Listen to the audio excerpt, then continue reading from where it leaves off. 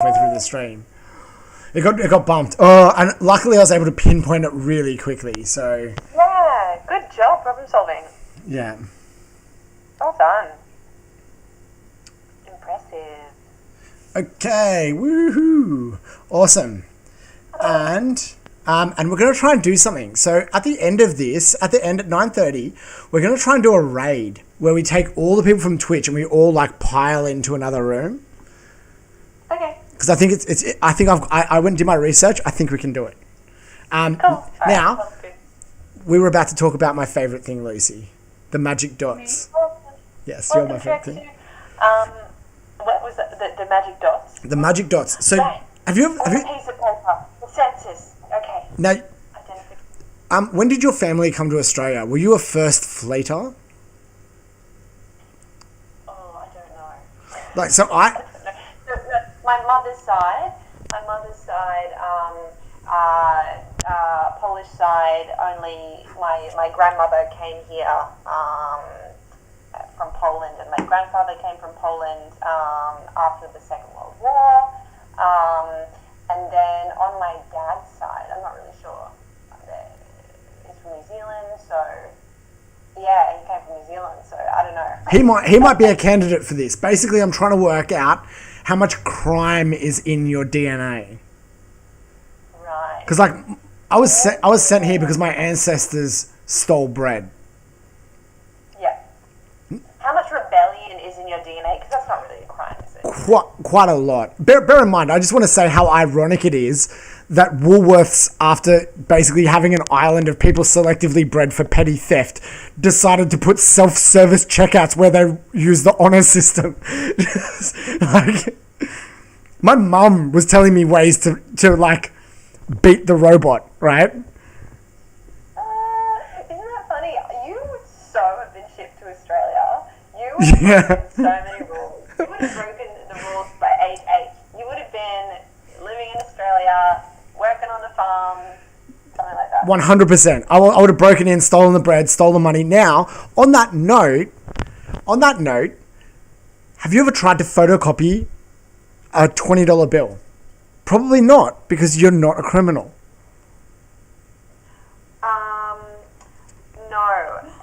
No. I'm sorry, I got distracted. You're right. Mike sounds good. In Solid Stream and Fishbowl in Duel might help find the issue in the future. Thank you so much, Nathan.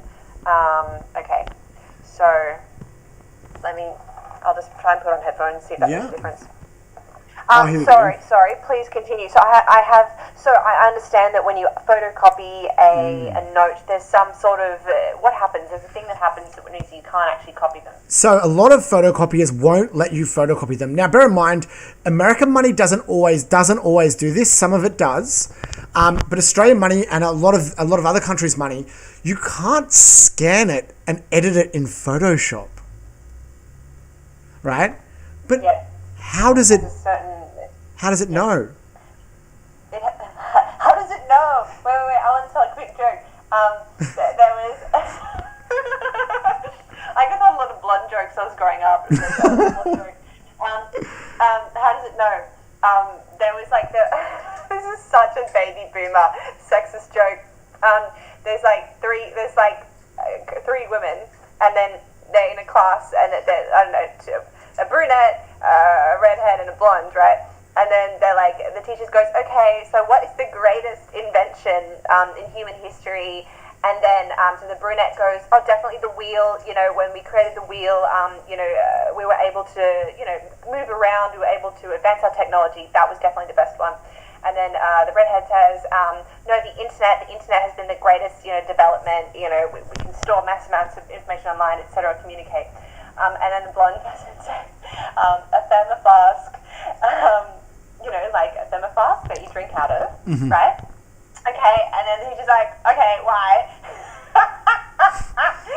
Wait, I've got to laugh at the enemy joke. Hold on. And then the blonde says, because when I put cold water in it, it stays cold. But when I put hot water in it, it stays hot. How does it know? I'm with the blonde. I fucking love thermoses. Actually, I have like 3 separate thermoses, and not last year but the year before, I would take a thermos of tea and a thermos of ice water to bed. How did it know? I could just drink hot and cold liquid whenever I wanted. How does it know? How does it know? Amazing. And so the note, how does it know? The money note. Yeah. Right? There's something going on here, right? Now, with this, what's really interesting is that normally machines do what we tell them, right? But we're living in a new age, Lucy.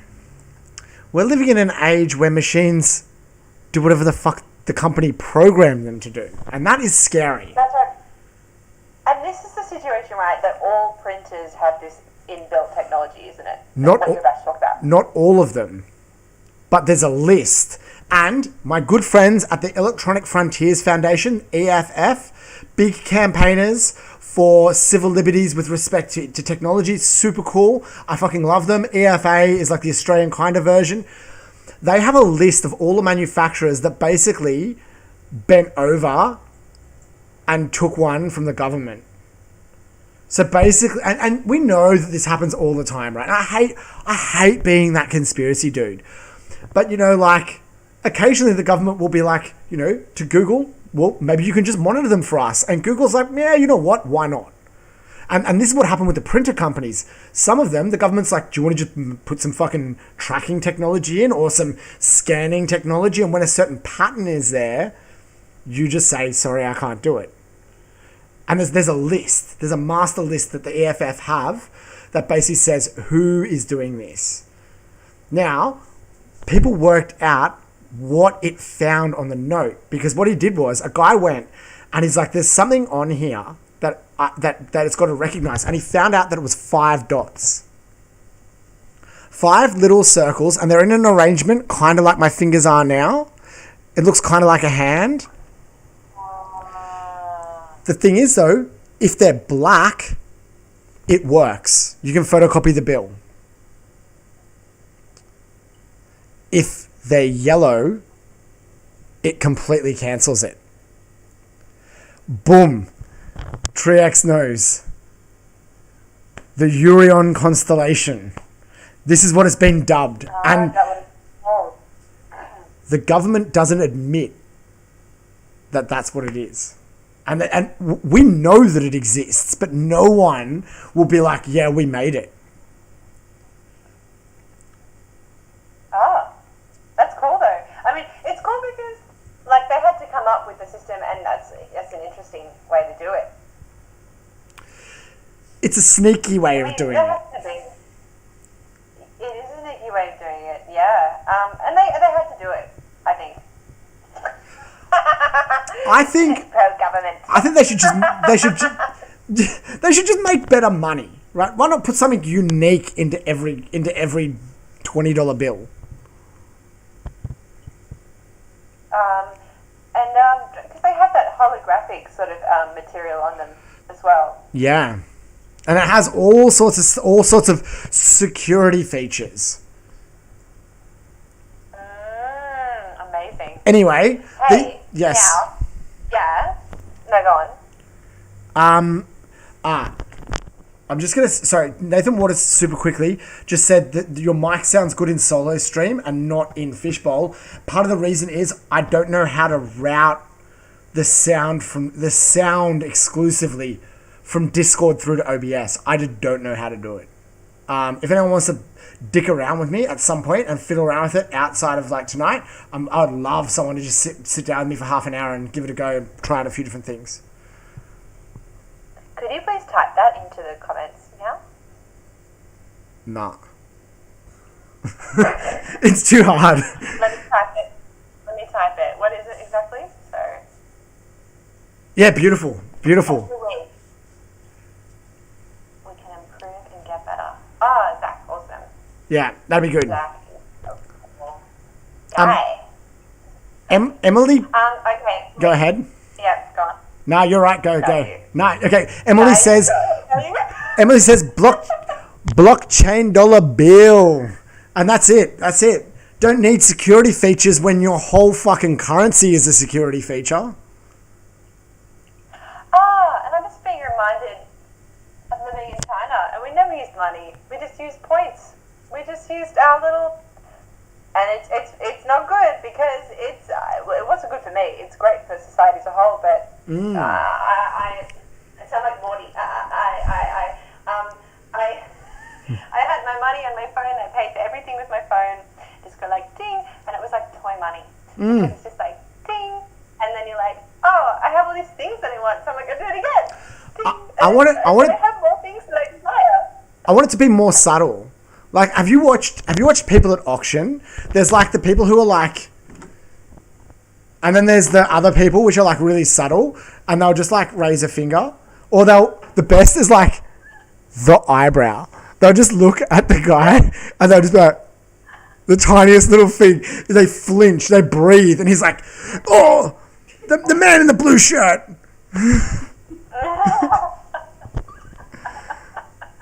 just gonna like flare my nostrils when I'm ready. Amazing. Look, and that is, yeah. Look, I still think it was just amazing, but to just go ding ding ding. But then I spent too much money. I went to one store and I thought I've got monopoly money, and I just spent anything, and then I spent way too much money. Anyway, so yeah, dangerous if you're not used to doing that. What were we talking about? Yeah, bidding. Okay. So I wanted to ask you quickly now. Yes. While I was in my break, while I was waiting for you to come back, I was asking these guys how they define consciousness. If you were to assess whether something, a machine or even a person or an animal has consciousness, and I've looked up the answer to this. Yeah. But do you have an answer for that? What do you think it takes to define consciousness? Okay. So I think there's a couple of elements to it. Number one, it's something that recognizes itself, right? That's the core of what it is. Okay, but that becomes kind of complicated because there's lots of things that recognize themselves that we wouldn't class as conscious. For example, and there's a book this thick talking about the nature of consciousness, just this aspect, called GEB, Gödel, Escher, Bach, right? And he basically makes this argument that... Did you read it? I've read enough to get the gist of it. Let me put it that way. Like, yeah, there's a lot in that book. Oh. Right. The subtitle of this book is Weaving an Eternal Golden Braid. Any book with that much wankery in its subtitle and this thick is going to be like too much, right? So it basically says everything that recognizes itself is conscious, right? It's aware of its own existence. But right. He said that there was a musician named Bach. Bach wrote fugues, right? And fugues are these musical compositions that are self-referential. So they'll take like a theme and they'll play it backwards, they'll play it forwards, they'll play it in a different octave and do all this stuff. And Douglas Hofstadter, the guy who wrote this book, basically said Bach's music is sentient, right? It's conscious, it's aware of itself because that's what makes it an interesting piece of music. And it's like, okay, well, I love that. Is that piece of music conscious? Yes. Yeah. That's lovely. Oh, I love that. Yeah. I love that comparison. That's beautiful. That's a great answer. And I really like Triaxu's answer as well. And look, when I said Sundog Yelena was saying, do you mean dictionary definition? I just read an article about it. And it was basically what Triaxu was saying, subjective awareness. So it was saying that, and I just thought that was really interesting. It's like, okay, so if you've got a subjective perspective on something that can, show consciousness, and that's really interesting to me. Now, because you can have intelligence, but you can have not necessarily intelligence being conscious. So you can have machines, but they're not subjective. So are they conscious? No, they're not. Anyway. Now, in some science fiction, they actually have different types of consciousness as well. So they'll often make definitions between sentience and sapience. So they're different types of consciousness that you can have. I forget what they are, but I think that it was like a monkey might be sentient but might not be sapient. Like it might be aware of its own existence, but not enough to have like true theory of mind and think the way that we think, right? It can't.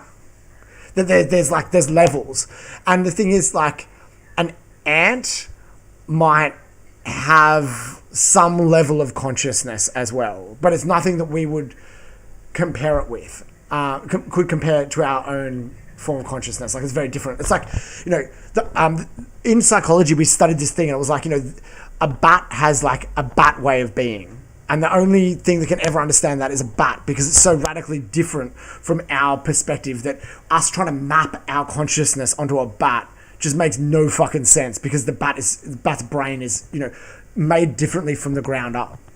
It might have some similar systems, but it doesn't make sense to try and anthropomorphize the bat's experience onto ours. Yes, absolutely. Was it you who was telling me about how bats are really amazing? Or did I just read an article about that? I know lots of... I think I just read an article about that. Okay. Bats are really amazing in all sorts of ways, and they actually have really interesting ways of communicating and learning, especially around navigation, because obviously they use sonar and echolocation that they actually process space in really unusual ways, and you can train them to fly and respond to commands in ways that it might be difficult to teach a dog to do, for example. Yes. There was something. Oh, look, it was really interesting, and it was too complicated for me to remember right now. I'm actually just googling it. Okay, now we've got a ton of comments. Oh yeah, go ahead, Lucy. Yes. Go ahead. No, you go ahead, please, be my guest. To the comments, yep. I liked some millionaire horse tranquilizers would suggest so. I think that was in response to are there different levels of consciousness? Yes. Devin says Westworld. Oh, that's the best series, Devin. Oh my gosh. I loved it. I think they're conscious in Westworld. That's interesting. Ventasian says you can never prove the existence of consciousness outside of yourself. Isn't that so? Yeah, now this actually goes into the G of GEB, which is Gödel. And Gödel has an incompleteness theorem that says you can only prove a system using its own rules. So you kind of you're always trapped, right? And it basically says how maths only exists because it refers to itself. That basically maths created a set of rules and everything's consistent inside that rule set, but that's because it made its own rules. Although, did it make its own rules, or did the rules always exist? Well, it's saying that there's actually a limit to your ability to look at the rules outside of that system, using that system, is what it kind of says. Okay. So he basically this came out not long after Newton wrote Principia Mathematica, which is the foundation of all mathematics that we have now. And then Gödel came out and just went, well, yeah, maths works, but only because maths says it does, basically. And it kind of invalidated, it was a bit of a diss. Now, Stephen says the game of life is alive. Well, by Douglas Hofstadter's definition, the game of life would be conscious, not necessarily alive. Van said, I think, therefore I am. And this brings up this kind of Westworld thing, which is a topic we've touched on before, which is I think, therefore I am, or I think, therefore I think I am. Ooh. And then all the other ones, I do not think, therefore I am not, is the other hilarious one. Wow. And Emily's saying, what do you think of the hypothesis psychologists push that people on the autism spectrum don't have theory of mind? And what is theory of mind, Emily? I think it's important that we understand that. Yeah, theory of mind is a kind of interesting one, because it's basically saying, I was wrong. Oh, Prince Peter, I was wrong. Sorry, Peter. So with theory of mind, it's basically, my understanding of theory of mind is it's the ability to think about what someone else is thinking, right? So like I can have empathy for people because I can imagine what things are like from their perspective.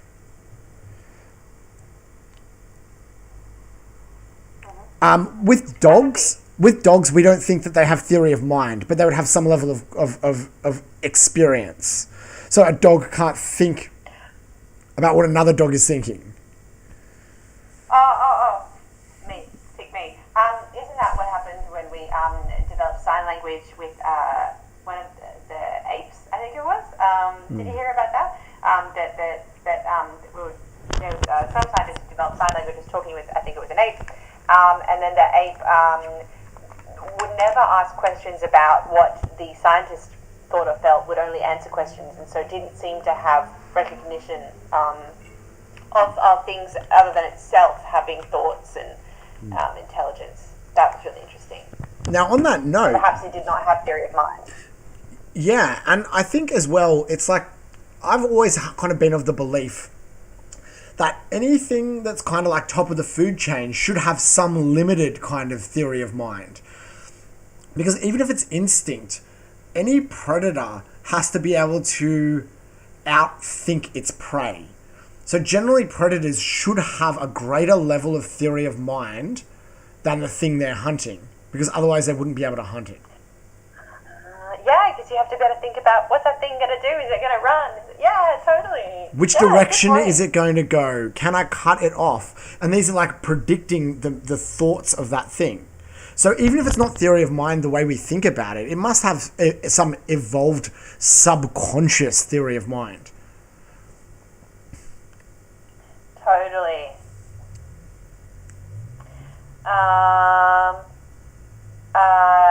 I personally find it offensive and dehumanizing that people assume that about a sensory disorder. Totally.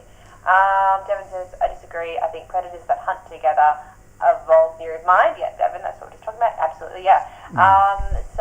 Stephen says, it can be imagined as being another axis. I think, citation to the person that asked about autism, read a book called Ido, or like in Autism Land, or I Do, I'm not sure.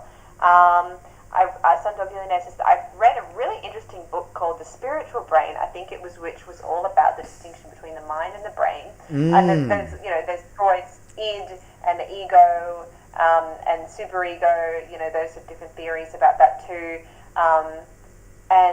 Peter, you met the person who discovered echolocation. That's really cool. Wow. Sorry. That is really cool. Tell us about that.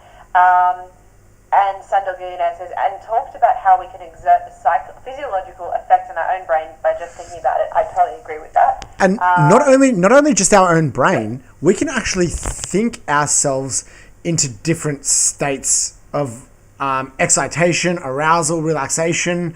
So if you consciously think about your breathing, you can change it. But you can do things like your heart rate.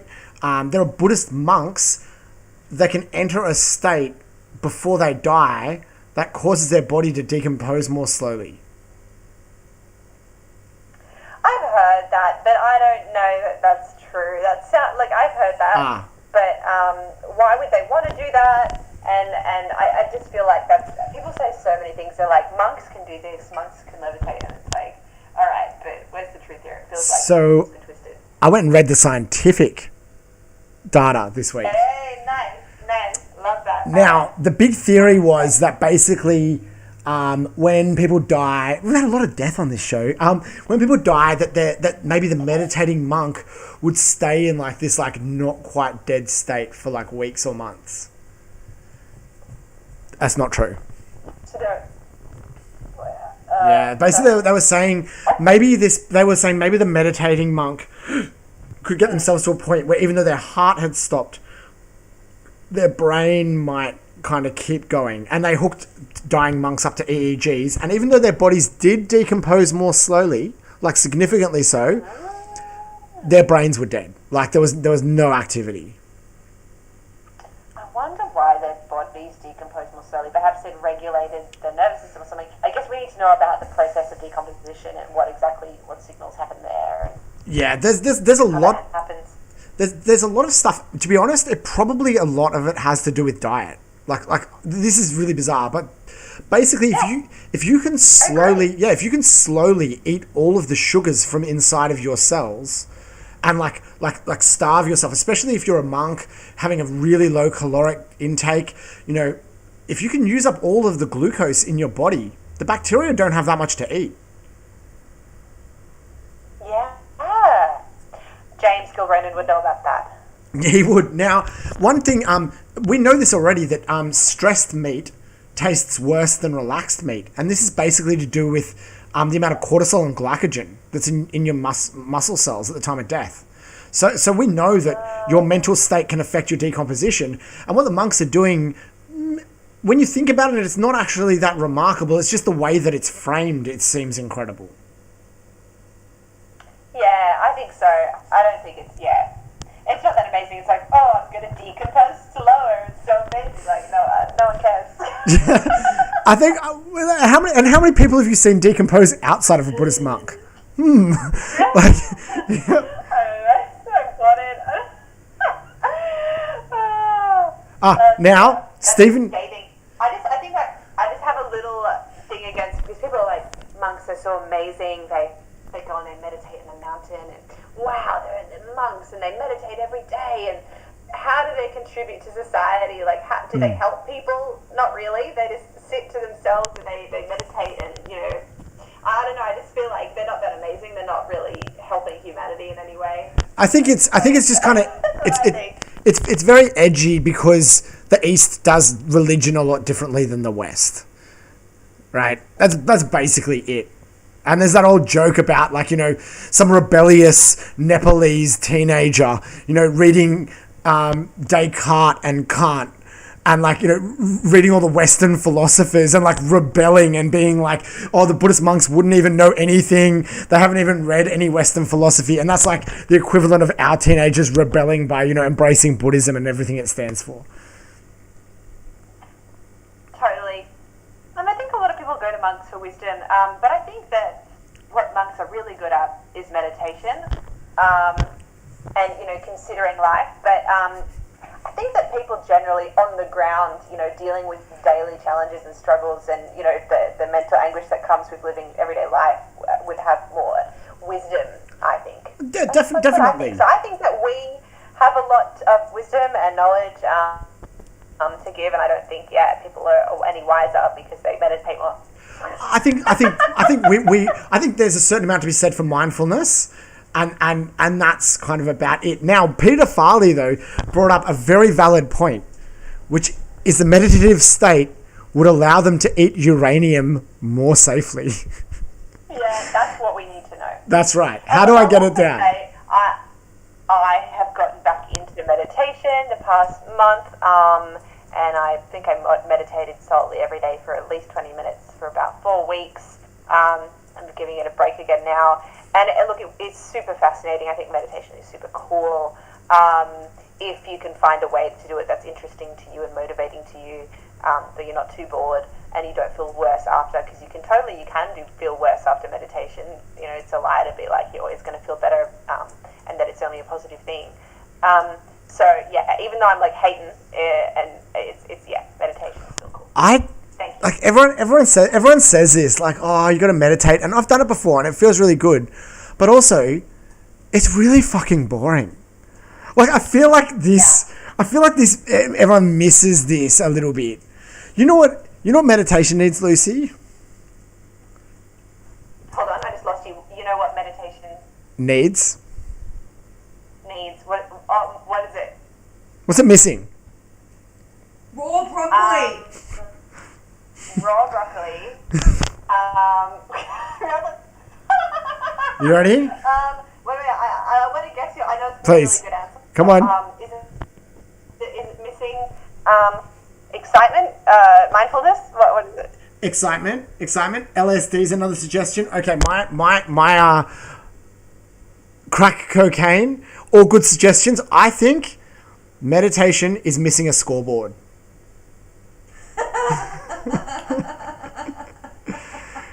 Yeah. Yeah. Wait. it's not competitive enough. That's the problem. That's the problem. Like, if you meditate, right? If you meditate for a year, how do you show off that you're getting better, right? What we need is Buddhist monks. None of this sitting in Dharamsala in exile in India. No. Fuck that. What we need is 2 Buddhist monks head to head. We need commentary, and we need to strap EEGs to their head.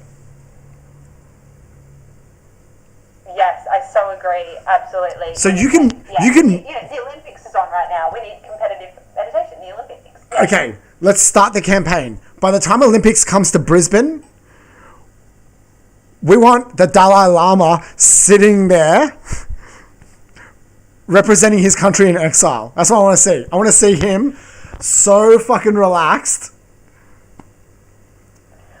What we need as well, they have these things you put on your head and they measure your brain waves, how many it's like zeta waves and like beta waves and alpha wave, whatever that you have. And then we'll measure the waves. That's how we'll measure it. That's right. So the thing is, you can actually measure it using an EEG, and you can measure exactly how relaxed someone is. Now, then what we do is we continually come and we bloody try and make them lose their stream of consciousness. So we'll have like the air horn, we'll have like some ants or something clapping. Maybe like, I don't know, what else would make you lose your concentration? Like maybe like, that's it. We're gonna give them electric shocks. We're just gonna give them electric shocks. Yeah. Now, and the thing is, they can be from wherever they want. They can compete however they want. Do you notice Russia this year competed because Russia's been banned from the Olympics from taking too many drugs? What did you just say? Russia's been banned from the Olympics, but I've been watching them in the Olympics. No, you haven't been watching Russia. You've been watching the Russian Olympic team, which is made up of entirely Russians, but does not represent Russia, the country. Oh, really? Okay. Yeah, so basically they're like... that makes sense. I'm thinking about some things that I saw now. Okay, yes. There's... Russians own territories. There's a whole bunch of countries that have all sorts of fucking problems, and they just go, for the sake of the Olympics, we're just going to go and call ourselves whatever. So you could totally have all the Buddhists from all different countries competing as whatever they bloody want. You don't have... You know what? You don't even need a country to compete in the Olympics, I just realized. Why aren't we making our own Olympic team? And you and I just compete in everything. Amazing. That would be... Oh, no, that would be... We would hurt ourselves so much. Look, there would be so much pain involved. I don't know. Imagine the high dive. With us jumping off the high dive. Oh, my God. Okay. What? How about we pick 3 sports each we think would be like, we're not going to... Because, like, honestly, if I compete in, like, a triathlon, I'm going to die.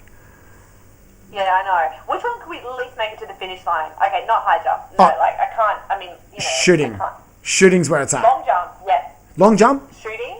Oh. Yeah. Okay, yeah. I can, it'll be a jump. Swimming. 50 meters. Can you do a lap? Yep, cool. 50 meters doggy style. Like, we're not doing gymnastics. That's out of the question. Gymnastics is too hard. Yeah, it's too hard. Cycling it's too hard because it's the racetrack. It's like on an angle. Yeah, like, not doing that. No. Okay. No. Cool. What else? Archery. Archery's good. I can fire a bow and arrow, I reckon. And javelin, like just fucking chucking. Or the what's the one with the shot put? I could throw a fucking ball. Put. Yeah, discus could get dangerous. We'd probably just hit ourselves, so that's a problem. We can do some soccer. Yeah, soccer. We can play soccer. Quite a bit of Olympics, actually. Yeah. Yeah. If you could, so. Artistic swimming. I would like to do that one. I'm so down. I think boys are banned for that, but I'll see how we go by the time we compete. You never know. Maybe I'll loosen up the categories. Because you know what I mean? There are actually some that we just shouldn't enter at all because we would die. You know what I mean? Anything with a horse in it is just fucking out. Like, I can ride a horse. Yeah. I cannot, like, jump, 10 meters in a horse, whatever they do with the steeplechase things. Right. Sundog Illionaire says, I hate how people think skateboarding should be an Olympic sport. Like, again, I'm not going to skateboard. That's like instant broken ankle for me. So that one we won't be doing. Cool. Have you guys been watching the Olympics? I've been loving it. Have you been watching it, Meow? I hate the Olympics. You hate it. You know what? But it's so fantastic. It's cultural appropriation. Appropriation of what, the original Olympics? Of the original Olympics.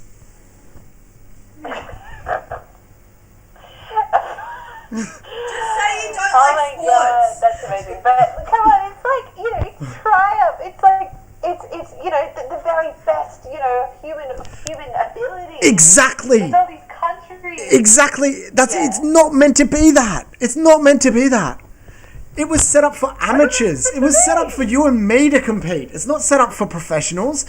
In the 50s to the 70s, and I'm sure someone will correct me on this, they took away people's medals because they were professional athletes. It's meant to be for amateur athletes. Oh. And you know what? They should have there should be like an Olympics for the professionals and then an Olympics for everybody else. I don't know. It's not entertaining enough. I think it's way more entertaining. Here's someone really average going for the long jump. Oh, they did okay. They didn't do as well as the professional, but it's an average score. Like, it's boring. It's not amazing. There was only 2 people who've ever been in the Olympics that I cared about. All right, who is it? 1, Eric the Eel.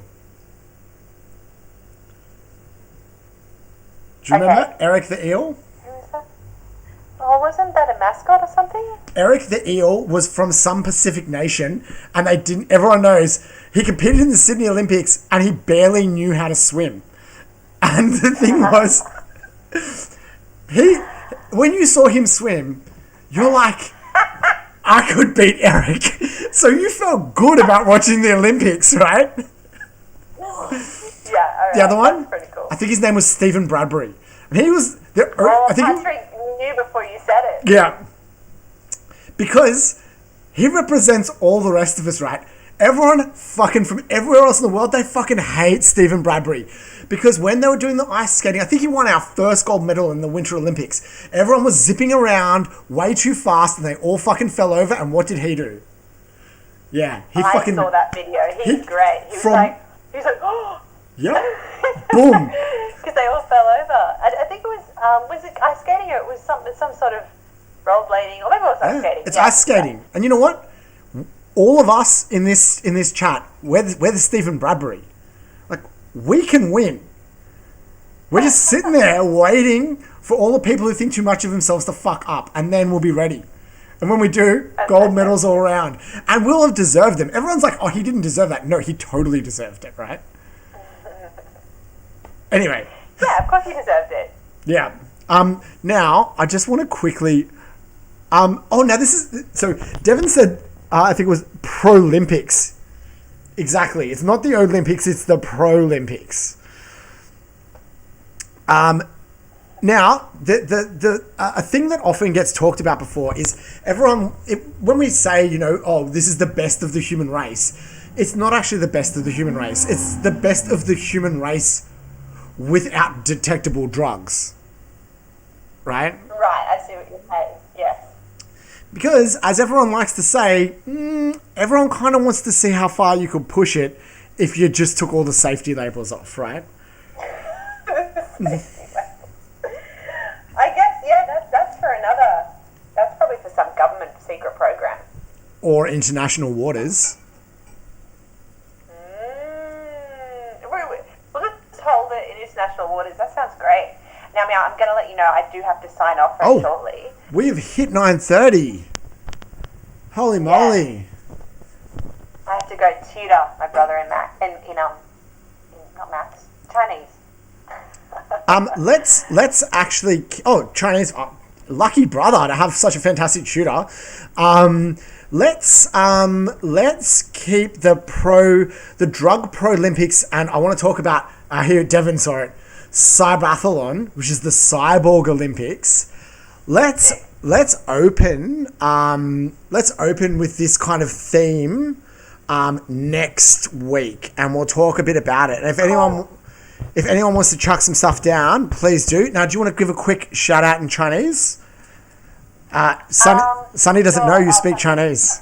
I used to speak Mandarin when I lived in China, but I've since been back in Australia for 2 years, and I've pretty much forgotten all of it. However, I can do high school textbook level, so that's what I'll be using tonight. What can I say to you guys? How do you say Olympics? Let me just remember. Hold on. Let me just dictionary that word right now. Can you sing us a short bar of one of your songs? Not one of my songs, but I'm trying to relearn one at the moment. So here we go. 明月几时有，白昼问青天。Oh God, what are the words? Hold on. 不知天成宫阙，今夕是何年？我欲乘帆归去，唯恐琼楼玉宇，高处不胜寒。起舞弄清影，何似在人间。There you go. That's a little test out. I hope I got some of the words right. Amazing. My favourite part of the stream today was when you got cut off, but Lucy was singing. And it was beautiful. Oh. And I was like, no, Meow. Maybe I'll just kick the 5G out again. That's really sweet. I love you. Thank you. Thank you so much to everyone for tuning in this week. It's been really fun. Stay safe during lockdown. Reach out to everyone. Make sure to send us anything you want us to talk about for next week. Thank you very much to you, Lucy. Hope that your new diet that you're working on at the moment is going to go really well, and that you're going to get all your energy back. Yeah, amazing. I lost that last bit, but yes, I feel like it was supportive, and I appreciate that. So lovely speaking to both of you, hanging out with you guys, and all the beautiful streamers.